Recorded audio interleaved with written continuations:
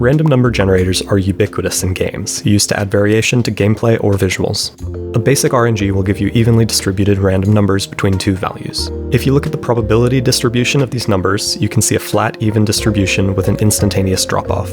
This is useful in many circumstances, but if you're familiar with probability, you will know that in the real world, a Gaussian distribution is much more common. Real-world random processes have this specific continuous, blurred shape, and this holds true at all scales, right down to quantum mechanics.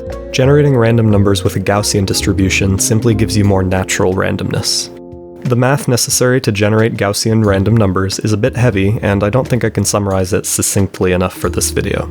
I point you to this blog post by Alan Zucconi if you'd like to understand it. We don't need to know how it works to use it though, so here's the function I use in my games. We generate two random numbers between 0 and 1. Take the square root of -2 times the log of the first number. Then multiply that square root by sine of 2 pi times the second number. Multiply this result by the standard deviation, which controls how spread out the random numbers will be. This will produce random numbers centered on 0.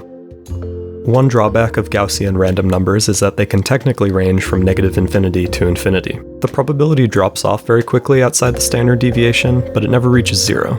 Clamping the output makes numbers clump up on the edges, which is undesirable.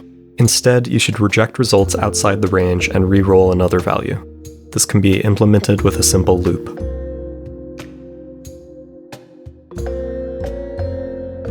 A useful extension of this is log-normal distributed numbers.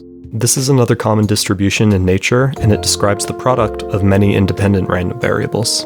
A good example is that if you measure the time between raindrops hitting an area of the ground, those times will follow a log-normal distribution. In games, it can be used to emit particles or trigger events at a natural rate. Implementing it is very easy. Simply raise e to the power of a Gaussian random value and multiply the result by the desired mean value.